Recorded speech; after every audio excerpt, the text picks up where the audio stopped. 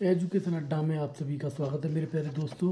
Education अड्डा आप लोगों के लिए एजुकेशन अड्डा आपको तैयारी कराएगा। अभी टेट के एग्ज़ाम के लिए तैयारी कराएगा। सुपर टेट हिंदी, जिसमें हिंदी आती है उसकी एग्ज़ामों की तैयारी कराएगा। इसीलिए आपको आज बड़माला के बारे में आपको जानकारी दी जाएगी। अब एजुकेशन में अब जिस प्रकार बड़माला किसे कहते हैं? बड़माला।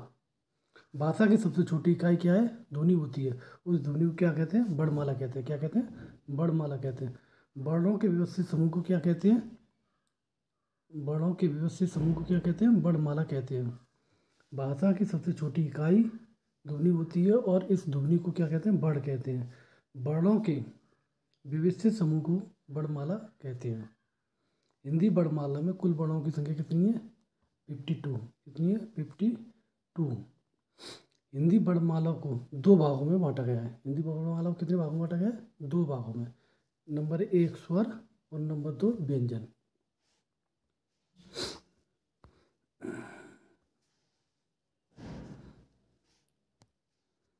जो वर्ड स्वतंत्र रूप से बोले जाते हैं, जो वर्ड स्वतंत्र रूप से बोले जाते हैं वे क्या कहलाते हैं? स्वर कहलाते हैं। स्वर कितने प्रकार के होते हैं? स्वर 3 प्रकार के होते हैं। कितने प्रकार के होते हैं? 3 प्रकार के होते हैं। नंबर 1 मूल स्वर, अस्वर या लघु स्वर। ये तीनों एक ही बात है। इसमें क्या आता है? अ, ई, उ और री। दीर्घ स्वर, इसमें कहता है बड़ा, बड़ी, बड़ाऊ, ए, बड़ी ए, ओ, बड़ाऊ। प्लुस स्वर, ये होता है बड़ा, जो लंबे अच्छे समय तक। इसमें क्या होता है? इसमें थोड़ा कम समय लगता है। जो मात्रा वन मात्रा में इसमें कम समय लगता है। इससे ज़्यादा मात्रा जो वन मात्रा वाले इसमें कम जब समय लगता है, इससे ज़्यादा इसमें समय लगता है। और इसी से ज़्यादा सबसे ज़्यादा समय लगता है तीसरे, जो प्लुस स्वर होते हैं। प्लुस स्वर से कम समय दीर्घ स्वर में, दीर्घ स्वर से कम समय इसमें। इनके उच्चारणों में समय कम लगता है। जैसे आ, ई यानी कि इस तरीके से लगता चला जाता है। तो आपको समझ में आए होंगे स्वर कितने प्रकार के होते हैं? 3 प्रकार के। ये क्वेश्चन बहुत इंपॉर्टेंट है स्वर वाला, इसे आप लिख भी लेना और ध्यान भी रखना कि स्वर कितने प्रकार के होते हैं? 3 प्रकार के होते हैं। और प्लुस स्वर बहुत आता है, बहुत ज़्यादातर मात्रा में पूछा जाता है प्लुस स्वर किसे कहते हैं। तो प्लुस स्वर जिसमें ध्वनि लंबी खींची जाती है, जैसे ओम। तो जैसे ऐसे शब्द होते हैं जिनमें लंबी की ध्वनि खींची जाती है, वो शब्द कौन से होते हैं? प्लुस स्वर होते हैं। इन्हें लिख लेना भी है, नोट्स बनाने इनके नोट्स। जिन स्वरों के उच्चारण में बहुत कम समय लगता है वे मूल स्वर, अस्वर या लघु स्वर कहते हैं। जिन स्वरों के उच्चारण में बहुत कम समय लगता है उसे, ये जो अभी आपने बताया था वही है। आ, ई, उ।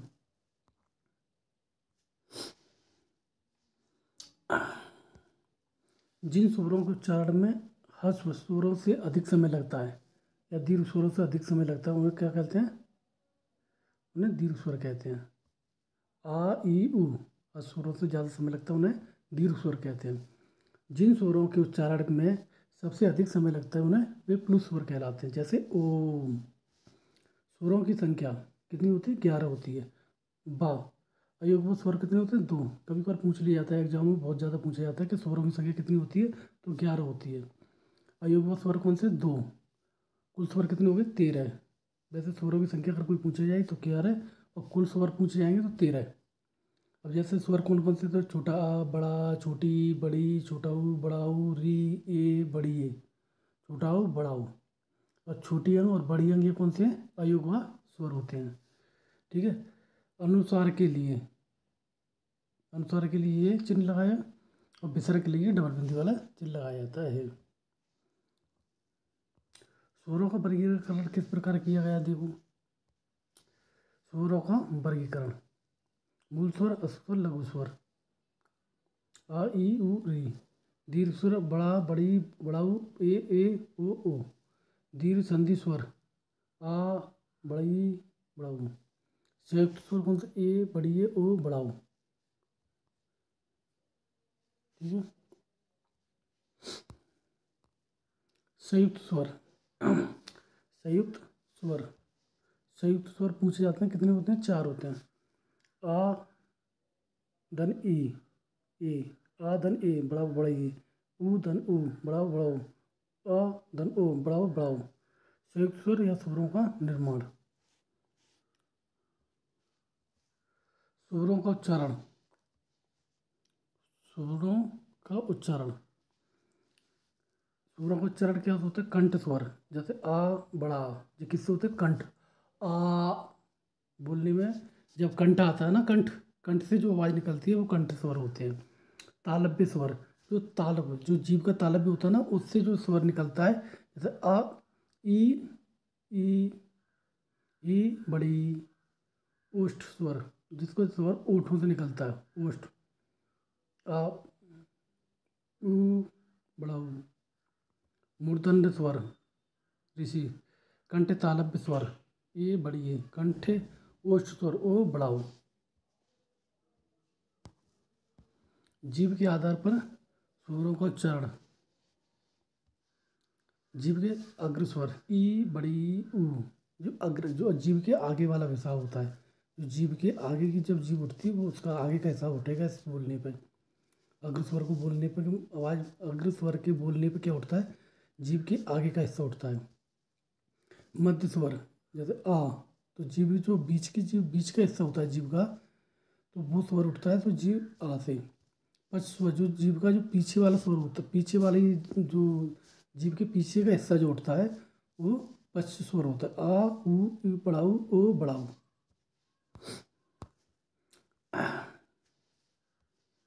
व्यंजन। जो वर्ड स्वरों की सहायता से बोले जाते हैं व्यंजन कहलाते हैं। ये कितने प्रकार के होते हैं? 6 प्रकार के होते हैं। स्पर्शी या स्पर्श व्यंजन, का से माँ तक। उच्चिप्त या द्विगुण व्यंजन, अड़ा अड़ा। अनुनासिक व्यंजन, अड़ा अड़ा और अड़ा। ठीक है, अनुनासिक व्यंजन अड़ा, चुलकियाँ अड़ा, न और माँ। ये प्रत्येक वर्ड का 5वां अक्षर वर्ड होता है। ये प्रत्येक वर्ड का 5वां होता है। अंत्यस्थ व्यंजन होता है या, रा, ला, बा। उसमें व्यंजन कौन सा होता है? स और हा। स और स और ये हा। ये कौन से व्यंजन है? ऊष्म व्यंजन है।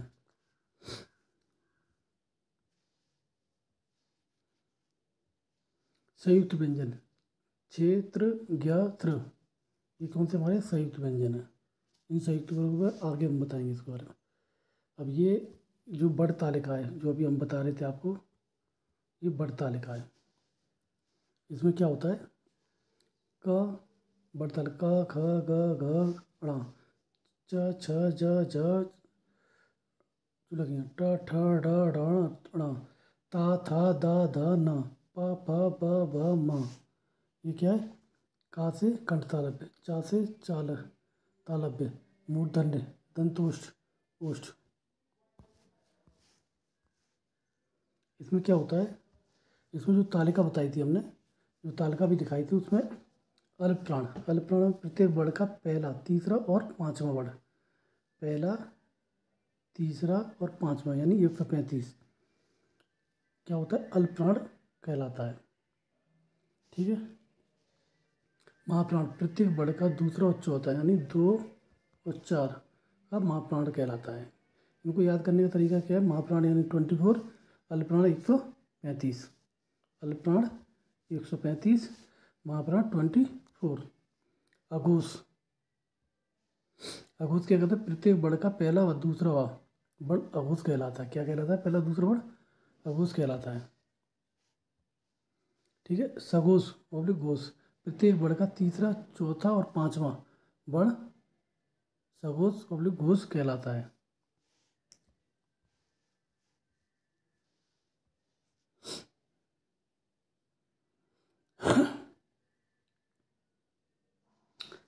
अंत्यस्थ व्यंजन या, रल्ला और वाह, ये सब क्या अंत होते हैं? अल्पप्राण होते हैं। अल्पप्राण अघोष सघोष होते हैं। अर्धस्वर कौन सा है? या और वाह। ये क्वेश्चन बहुत ज़्यादा पूछा जाता है, ध्यान रखना। अर्धस्वर या और वाह।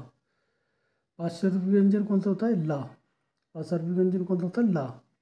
लुठित व्यंजन क्या कौन सा होता है? रा। लुठित व्यंजन रा। उस मूल में संघर्षी व्यंजन कौन सा? स, स, हा। इनमें से स, स, सा। महाप्राण सघोष तथा ह महाप्राण सघोष होता है। ये अघोष और ये सघोष, स और ह, जिनमें से स सीटी वाला स और फिर सा, ये महाप्राण अघोष है और ये ह महाप्राण सघोष है। संयुक्त व्यंजन कौन सा? क्षेत्र, ज्ञ और स्र। ये कौन सा है? संयुक्त व्यंजन है क्षेत्र, ज्ञ, स्र। इनमें सबसे ज़्यादा संयुक्त व्यंजनों का जो निर्माण होता है वो बहुत ज़्यादा पूछा जाता है। क धन सा चित्र, त्र त्र त्र चुलगिया, ज और चुलगिया, स धन रा त्र। ये जो संयुक्त व्यंजनों का जो निर्माण है ये सबसे ज़्यादा पूछे जाते हैं। इनको बहुत ज़्यादा हर पेपर में जो कंपटीशन जितने भी एग्जाम आते हैं उन कंपटीशन एग्जामों में ये जरूर पूछे जाते हैं।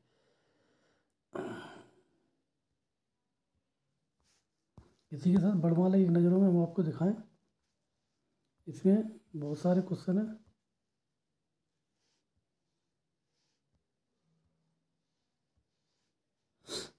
स्वरों की संख्या कितनी होती है? 11। अयुग्म स्वर कितने होते हैं? 2। कुल स्वरों की संख्या कितनी होती है? 23। स्पर्शी व्यंजनों की संख्या कितनी होती है? 25, 25। द्विगुण व्यंजनों की संख्या कितनी है? 2। अंत्यस्थ व्यंजनों की संख्या कितनी है? 4। ऊष्म व्यंजनों की संख्या कितनी है? 4। और संयुक्त व्यंजनों की संख्या कितनी है? 4। टोटल कितने हो गए? टोटल 52।